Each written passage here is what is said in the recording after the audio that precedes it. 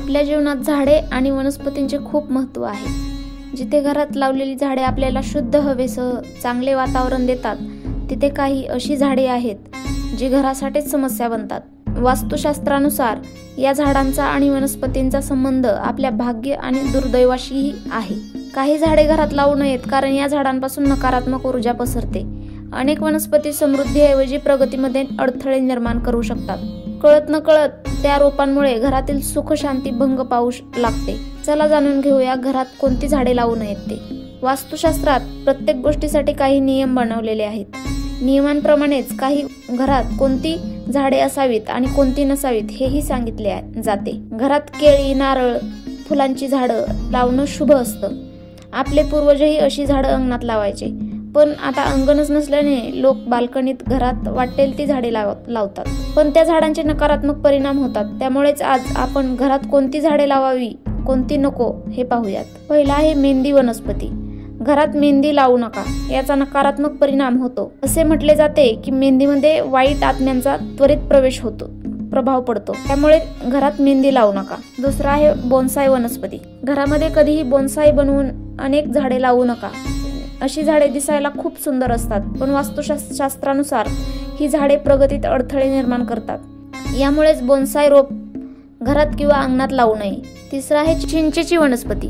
घरामध्ये चिंचेचे रोप लावू नये. वास्तुनुसार त्यामध्ये नकारात्मक ऊर्जा वास करते असे मानले जाते. ही वनस्पती कोणालाही भेट म्हणून देऊ नका. बाभळीचे झाड. बाभळीचे रोप औषधी गुणांनी परिपूर्ण असले तरी ते घरात लावू नका.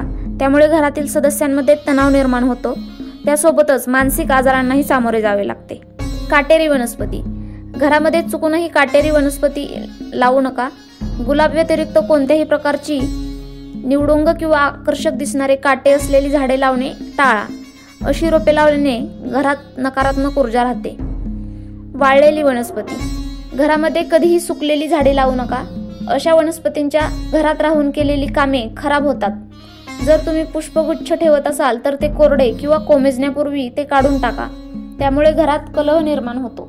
आता पाहूयात वास्तुशास्त्रानुसार कोणती झाडे किंवा वनस्पती घरात असावीत.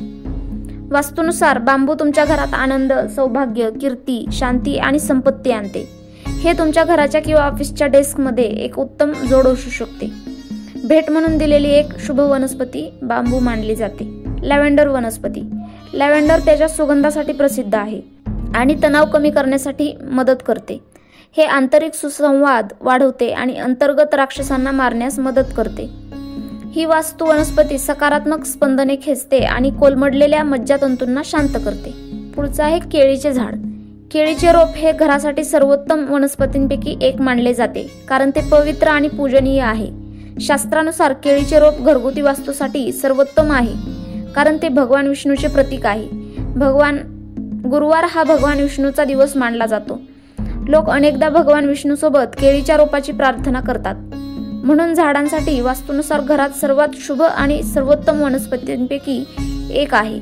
पुढचा आहे कॅसुला ओवाटा.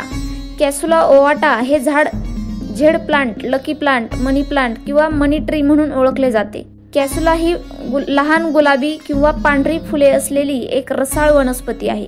फेंगशुईमध्ये याला खूप महत्त्व आहे. असे म्हटले जाते की ही वनस्पती चुंबकाप्रमाणे पैसा आकर्षित करते. घरात कॅसुलाचे रोपटे लावल्याने घरात सकारात्मक ऊर्जा निर्माण होते. वास्तुशास्त्रात असे मानले जाते की ही वनस्पती घरात ठेवल्याने घरात सदैव धनलक्ष्मी प्रसन्न राहते. थोडक्यात काय तर या वनस्पतीबद्दल असे मानले जाते की सकारात्मक ऊर्जा आणि संपत्ती या दोन्ही गोष्टी आकर्षित करते. घरातील सुकलेली तुळस. वास्तुशास्त्रानुसार घरात तुळशीचे रोप लावणे शुभ मानले जाते. घरामध्ये तुळशीचे रोप योग्य दिशेला ठेवल्यास घरात सकारात्मक ऊर्जेचा सदैव संचार राहतो. यासोबतच घरात सुख, शांती आणि समृद्धी येते. घरामध्ये तुळशीचे रोपटे नसणे हे अशुभ मानले जाते. जर तुमच्या घरातील तुळशीचे रोप कोमेजले असेल तर भविष्यात तुम्हाला आर्थिक नुकसान सहन करावे लागू शकते असे सांगितले जाते. चॅनलला सबस्क्राईब करा प्लीज.